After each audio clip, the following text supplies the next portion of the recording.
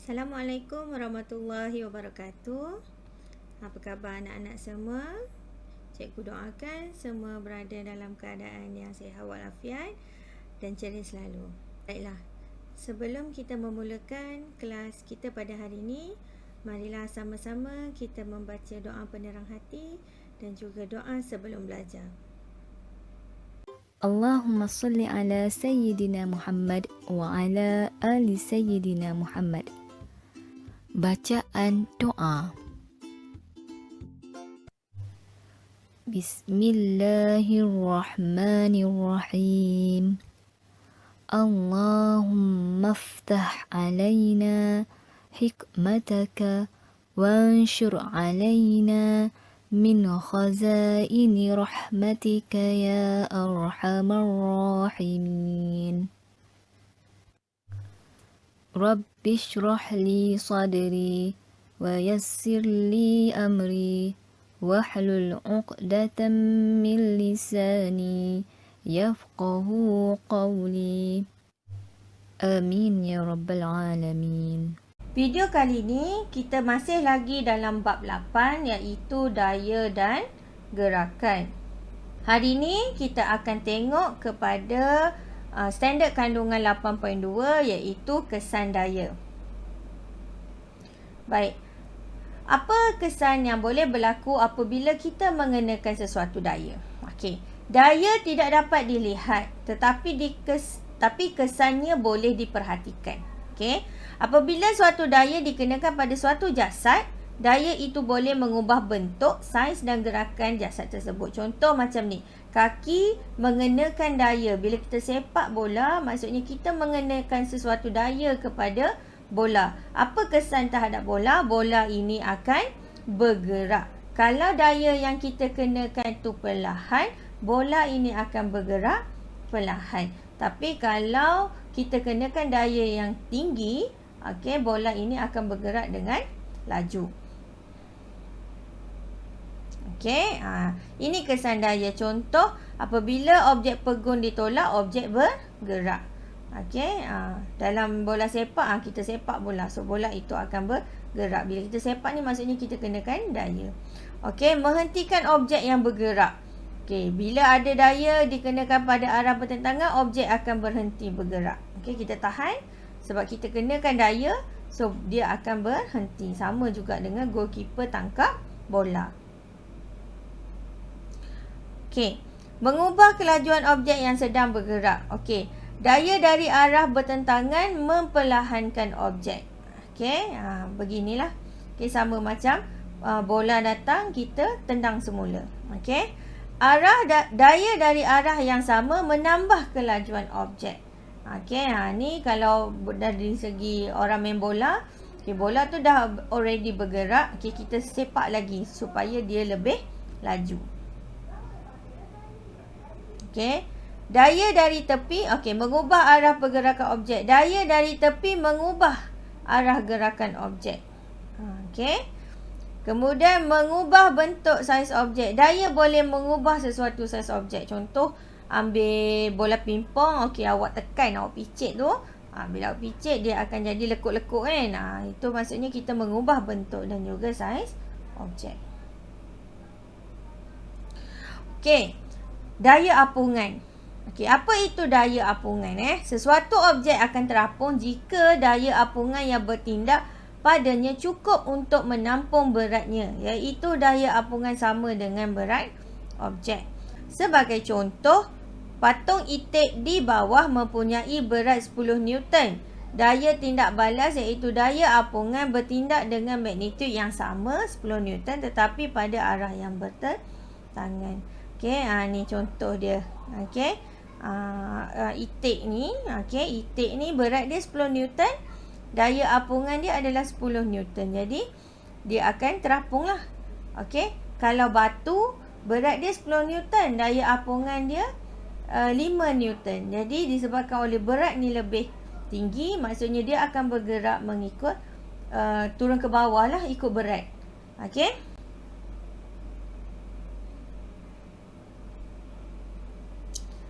Sebaliknya, suatu objek akan tenggelam jika daya apungan yang bertindak padanya tidak cukup untuk menampung beratnya, iaitu daya apungan kurang daripada berat objek. Okey. Apa itu daya apungan? Daya apungan sama dengan berat sebenar tolak berat ketara. Okey, berat sebenar adalah berat objek di udara. Berat ketara ialah berat objek yang terendam di dalam cecair. Okey, macam ni lah mudah ceritanya, dia macam kita naik sampan.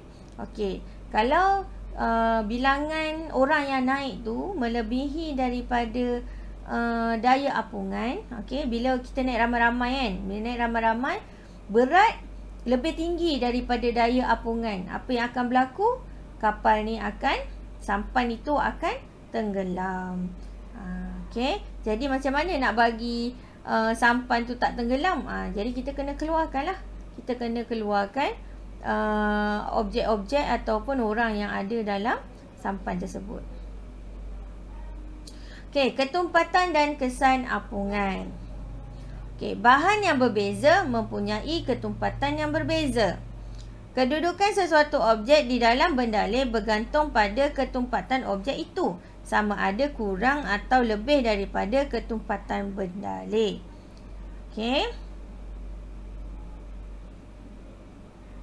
Apabila objek yang kurang tumpat berbanding cecair cuba ditenggelamkan, daya apungan iaitu daya tuncah ke atas menjadi lebih besar daripada berat lalu menolak objek itu naik ke atas cecair. Contoh kalau kita ambil bola. Okay, kita nak ambil bola, kita nak tenggelamkan. Okay, kita dah tahu bola tu memang dia kurang tumpat, so dia akan timbul. So bila kita tolak ke bawah, kamu boleh rasa macam ada satu daya tolakan ke atas. Okay, daya tolakan ke atas itu yang kita panggil sebagai daya apungan. Okay. So, objek itu akan terapung. Okey, bagi objek yang tenggelam, apabila sesuatu objek ialah lebih tumpat berbanding cecair, daya apungan adalah kurang daripada berat objek lalu menyebabkan objek itu tenggelam ke dasar cecair. Ini adalah contoh bahan dan juga dia punya ketumpatan. Okey, kalau kamu tengok gabus contohnya. Gabus ketumpatan dia adalah 0.24. Air 1.0. Sebab itulah gabus dia akan timbul atas air sebab dia kurang tumpat berbanding air. Okey, kalau soalan berkaitan dengan ketumpatan ni kita kena buat ayat seperti perbandingan. Okey, kenapa gabus terapung di atas air? Kerana ketumpatan gabus lebih rendah daripada ketumpatan air. Bukan berat. Okey, bukan berat. Ketumpatan. Okey, gliserin ketumpatan dia adalah 1.26, besi 7.9, plumbum 11.3, merkuri 13.6, emas 19.3. Okey, garisan plimsoll. Kapal kargo ditanda dengan garisan plimsoll bagi tujuan keselamatan. Disebabkan oleh perbezaan suhu dan kepekatan garam, ketumpatan air laut berbeza di tempat yang berlainan di dunia. Okey, Laut Cina Selatan lain ketumpatan berbanding Lautan Pasifik. Okey, semua berbeza-beza. Jadi, garisan plimsoll ini akan membantu untuk menentukan aras yang selamat bagi sebuah kapal untuk terapung. Okey, ini adalah garisan plimsoll ada pada badan kapal lah. Okey, dia ada dia ada simbol-simbolnya. Okey, TF ni air tawar tropika, F ni air tawar, T maksudnya air laut tropika, S lautan musim panas, W lautan musim sejuk, WNA musim sejuk Antartik Utara. Okay, jadi katakanlah kita lalu dekat air tawar tropikal. Okey, air tawar tropikal, garisan air, okey, paras air mesti duduk di bahagian sini. Okey, kalau dia lebih ataupun kurang, kita kena lakukan sesuatu, tambah berat ataupun buang berat. Okey, seterusnya kita tengok tuas. Ini adalah tuas. Okey, tuas ni biasanya kita ada 3 titik. Okey, 3 titik daya. Okey, pertama fulcrum, beban dan juga daya. Okey, apa itu daya? Tolakan dan tarikan yang dikenakan pada palang. Beban, objek yang hendak digerakkan. Fulcrum adalah titik sokongan yang tetap. Apa itu tuas?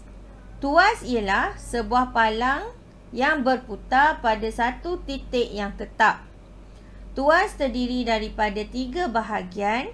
Okey, tuas merupakan mesin ringkas. Okey, ni yang dikata 3 bahagian ni lah tadi, daya, beban dan juga fulcrum. Okey, tuas membolehkan kita melakukan kerja dengan mudah. Contoh kita nak buka botol. Ni adalah sistem tuas lah ni. Sama juga kalau kita nak buka tin. Okey, membuka penutup tin dengan sudu, membuka penutup botol dengan pembuka botol. Okey. Tuas membolehkan kita menggunakan daya yang kecil untuk melakukan kerja. Okey, kita nak gerakkan batu ni. Jadi kita letaklah tuas di sini. Okey, kalau kita nak angkat batu ni mestilah berat kan? Okey, mengangkat beban yang berat. Okey, kedua mencabut paku. Ni paku. Kalau ada paku macam ni boleh ke kita pegang je dan tarik ke atas? Mesti susah. Okey, lebih mudah kalau kita guna tukul kuku kambing ni. Okey, nak tarik ni lebih ringan. Okey, pengelasan tuas. Okey, tuas dikelaskan kepada 3 jenis, iaitu tuas kelas pertama, tuas kelas kedua dan tuas kelas ketiga. Okey, bergantung kepada kedudukan daya, fulcrum dan beban. Okey, ini adalah contoh tuas kelas pertama. Tuas kelas pertama, okey, fulcrum terletak di antara beban dan daya. Kalau dia minta definisi, kamu cerita apa yang duduk di tengah-tengah. Okey, kalau tuas kelas pertama, siapa yang duduk di tengah-tengah? Okey, yang duduk di tengah-tengah adalah fulcrum. Okey, contoh pelayar. Okey, tengah-tengah ni fulcrum, depan ni beban, sini adalah daya. Sama juga dengan gunting. Okey, ini adalah fulcrum. Fulcrum ni tempat yang boleh bergerak-gerak. Okey, ini adalah fulcrum, beban pada kertas, daya ni yang kita tekan. Okey, pembuka tin. Okey, beban adalah penutup tin. Okey, daya ni pada tempat yang kita tekan tu lah. Okey, fulcrum yang kita letak dekat celah antara tin dengan badan, penutup tin dengan badan tin tu. Okey, tuas kelas kedua. Siapa duduk tengah-tengah? Okey, yang duduk di tengah-tengah ialah beban. Okey, tuas kelas kedua, beban terletak di antara fulcrum dengan daya. Okey, contoh kereta sorong. Ni adalah fulcrum, tayar ni. Kita angkat, dayanya di sini. Beban tu kita letak di tengah-tengah. Okey. Yang kedua, pemecah kekeras. Okey, nutcracker ni. Okey. Di sini daya, fulcrum di hujung, beban di tengah-tengah. Tuas kelas ketiga, daya duduk di tengah. Okey. Daya terletak di antara fulcrum dengan beban. Okey, contoh tuas kelas ketiga, penyepit ais. Okey, sebab kita tekan kat tengah-tengah. Okey, ni beban, ini fulcrum. Okey, joran. Fulcrum dekat bahagian tangan kita, sebab tangan kita yang bergerak nak naikkan, nak turunkan. Okey, daya di tengah-tengah. Ikan ni adalah beban lah. Okey, jadi ini secara rumusan dia. Okey, kita ada kalau cikgu nak mudah ingat, cikgu akan tulis macam ni. Okey, 1, 2, 3 F B D. Okey, ni cara cikgu ingat. 1, 2, 3 F B D. Okey, maksudnya untuk tuas kelas pertama yang berada di tengah-tengah adalah fulcrum. Maksudnya fulcrum terletak di antara beban dan daya. Okey, tuas kelas kedua B. B maksudnya beban. Beban duduk di tengah-tengah. Jadi beban terletak di antara fulcrum dan daya. Okey. Tuas kelas ketiga, daya terletak di antara fulcrum dan beban.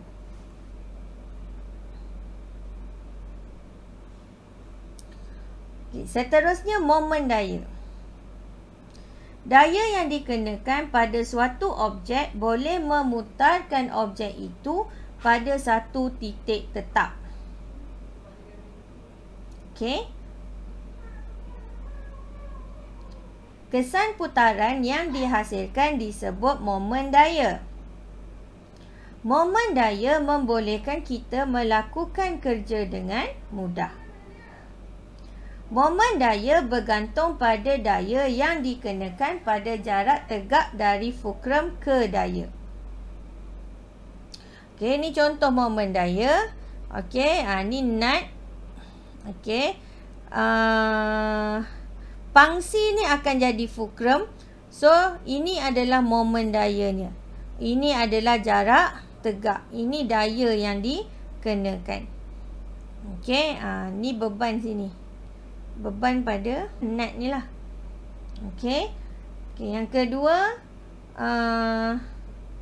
momen daya kedua, kita buka pintu. Angsel ni akan jadi fulcrum. Okey. Alright, daya pada kita tarik pintu tu, itu adalah daya. Ini adalah jaraknya. Okey, cara mengira momen daya. Momen daya sama dengan daya darab jarak tegak dari pangsi ke daya. Okey, pangsi ni fulcrum lah. Okey, nama lain untuk fulcrum adalah pangsi. Okey, jadi kalau nak mudah, daya adalah jarak tegak dari fulcrum. Tak payah guna pangsi lah, kita guna fulcrum. Okey, daya ialah jarak tegak dari fulcrum ke daya. Unit bagi momen daya ialah Newton meter.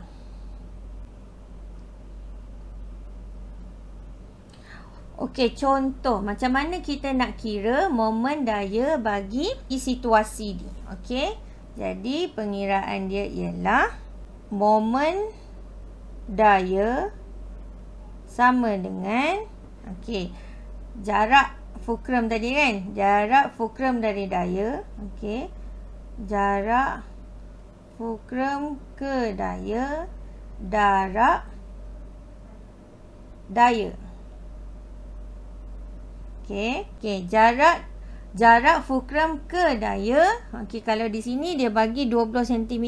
Okey, kita mesti tukar dia kepada unit meter dulu. Okey, jadi 20 cm sama dengan 0.2 meter. Darab dayanya adalah 50 Newton.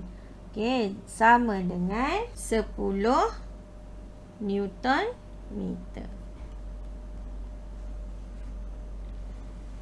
Okey, momen daya mempunyai dua arah, iaitu ikut arah jam atau lawan arah jam. Okey, didapati bahawa arah momen daya untuk mengetatkan nut ialah ikut arah jam. So, apakah arah momen daya untuk melonggarkan nut itu? Terbaliklah, melawan arah jam. Okey, momen daya akan bertambah sekiranya magnitud daya bertambah, iaitu mengenakan daya yang lebih besar, atau jarak tegak dari pangsi ke daya bertambah. Momen daya yang lebih besar dihasilkan apabila daya dikenakan pada jarak yang lebih jauh dari titik putaran. Sebab itulah kalau kita nak putarkan nut ni, kena tengok pada jenis dia. Okey, kalau dia berat untuk kita putarkan, kita kena guna spana yang lebih panjang lah. Sebab tu lah spana kalau tengok dekat pasar ada yang pendek, ada yang panjang. Dia berbeza-beza mengikut apa yang kita nak buat.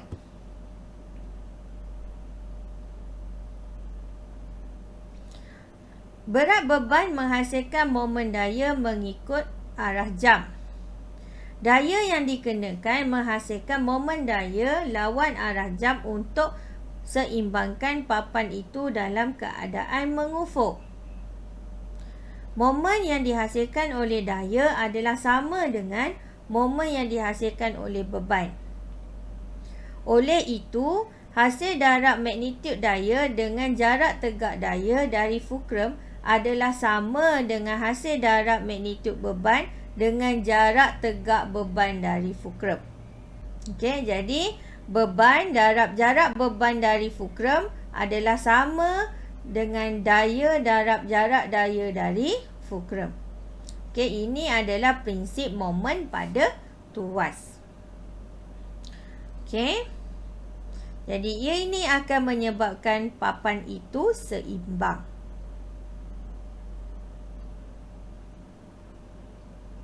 Okey, contoh. Rajah 8.29 menunjukkan dua budak duduk di atas sebuah jongkang jongkit. Apakah jarak jiafin dari fulcrum supaya jongkang jongkit itu diseimbangkan? Okey, so macam mana nak kira? Kita guna rumus yang tadi. Okey, katakanlah kita kata jiafin ni adalah beban. Wei Hong adalah daya. Okey, ini adalah fulcrum. Okey, jadi beban darab jarak beban dari fulcrum. Okey, sama dengan daya darab jarak daya dari fulcrum. Okey, jadi berapa nilai beban? Nilai beban, okey, 200. Darab jarak beban dari fulcrum. Okey, ni jarak beban dari fulcrum ni. Tak tahu. Okey, dia letak sebagai D. Sama dengan daya berat Wei Hong.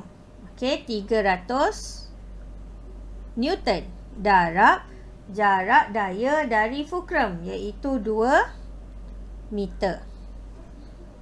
Okey, jadi D sama dengan 300 darab 2 bahagi 200. Okey, sama dengan 3 meter. Jadi berapa jarak, apakah jarak jiafin dari fulcrum supaya jongkang jongkit itu diseimbangkan? Jadi kita boleh kata jarak jiayin, okey, ialah 3 meter dari fulcrum. Okey. Okey, seterusnya contoh 2. Rajah 8.3 menunjukkan seorang lelaki cuba menggerakkan batu besar berjisim 100 kg menggunakan sebiji batu kecil sebagai fulcrum. Jarak di antara batu besar dan batu kecil ialah 0.5 meter dan jarak di antara lelaki itu dan batu kecil adalah 2 meter. Hitung magnitud daya yang perlu dikenakan oleh lelaki itu untuk menggerakkan batu besar. Okey, kita tanda dulu. Okey, pertama kita kena tahu siapa fulcrum, mana daya, mana beban. Okey. Daya pada lelaki ni, tangan lelaki yang nak tolak ni, ini adalah daya. Okey. Batu adalah fulcrum. Okey. Batu kecil ni adalah fulcrum. Batu besar ni adalah beban. Okey, apa lagi maklumat? Jarak di antara batu besar dan batu kecil ialah 0.5 meter. Maksudnya dari sini ke sini adalah 0.5 meter. Okey, jarak di antara lelaki itu dan batu kecil adalah 2 meter. Okey, jadi daripada sini ke lelaki ini adalah 2 meter. Okey, awak dah selesai tanda semua ni, barulah kita boleh kira. Okey, jangan lupa dekat sini dia bagi jisim. Jadi kena tukar kepada Newton. Macam mana nak tukar? Okey, macam mana nak tukar?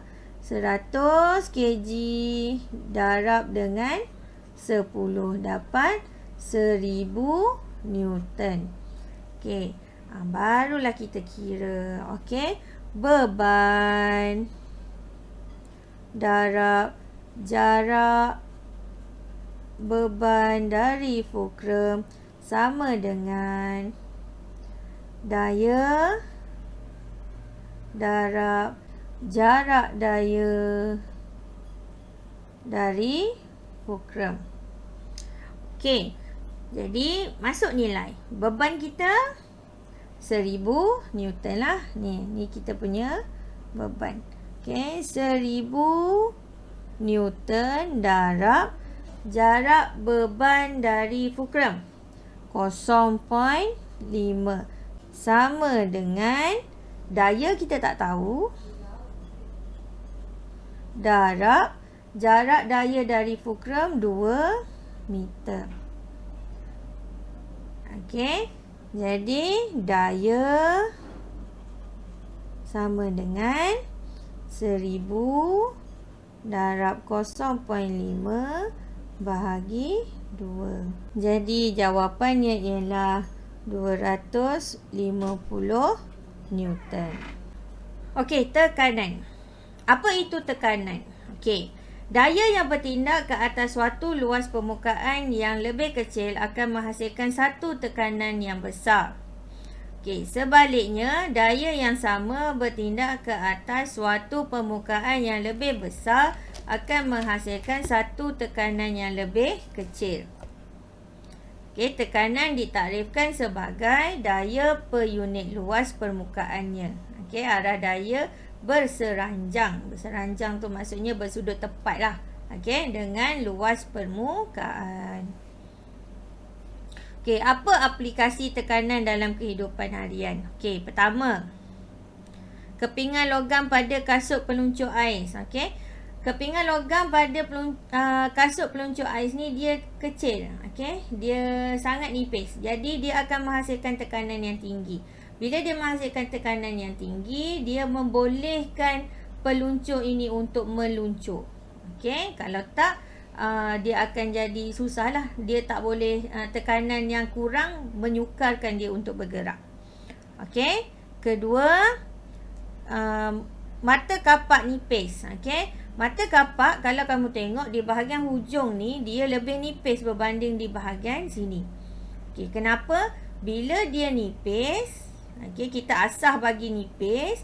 Bila dia nipis, dia akan menghasilkan tekanan yang tinggi. Bila tekanan yang tinggi, mudah untuk kita potong. Okey, sebab itulah kalau pisau kita kat rumah kan, okey, pisau kita kat rumah tu, kalau dia tumpul tu maksudnya permukaan di sini ni dia tebal. Jadi kita perlu asah supaya dia jadi nipis, barulah boleh mudah memotong. Okey, traktor mempunyai tayar yang besar dan lebar. Kenapa tayar dia besar dan lebar? Okey, pertama untuk menampung berat lah, of course. Okey, yang kedua supaya tayar ni tak tenggelam. Okey, sebab traktor dia punya jisim adalah tinggi. Jadi kalau tayar ni dia kecil, okey, tekanan dia tinggi, nanti jalan atas tanah, dia akan tenggelam. So dia perlu lebar. Okey. Paku pada tapak kasut bola sepak. Okey, sebab paku ni kan tujuan dia untuk grip ataupun untuk mencengkam tanah. Jadi paku tu permukaan dia kena kecil lah. Okey, kalau dia besar dia tak boleh lah nak mencengkam. Itu saja kelas kita untuk hari ini. Jumpa lagi dalam kelas yang akan datang. Jangan lupa siapkan latihan yang cikgu akan berikan sebentar lagi. Assalamualaikum warahmatullahi wabarakatuh.